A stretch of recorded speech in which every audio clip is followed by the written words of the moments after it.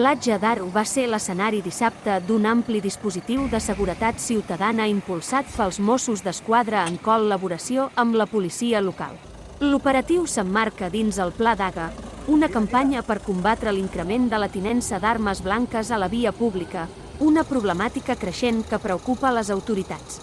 Durant l'actuació, es van identificar un total de 49 persones i es van aixecar 8 actes per diverses infraccions, la majoria relacionades amb la possessió d'armes blanques i també per arma de foc. L'acció a Platja d'Aro és només una de les 250 intervencions programades per a aquest cap de setmana dins el Pla Daga, segons va detallar l'intendent Xavier Domènech, soscap de la regió policial de Girona.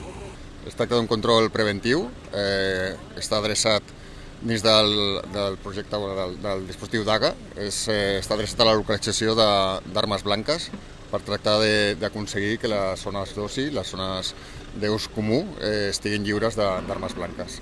Des de dijous passat fins dilluns, els Mossos, amb les policies locals, han desplegat controls en diferents punts de Girona, des de zones d'oci nocturn fins a estacions de tren, parcs i altres espais públics.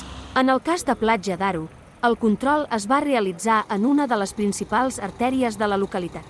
Segons va informar Domènech, l'operatiu no es limita a les grans ciutats. El joc de controls l'han triat les comissaries. Cada comissaria ha escollit el joc on considera que és més adequat el fer els controls que estem fent relacionats amb el Pla Daga.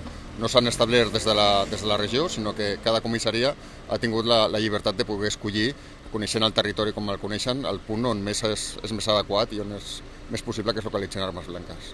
Aquesta descentralització en la planificació dels controls respon a l'estratègia dels cossos policials d'actuar de manera específica segons les necessitats de cada zona.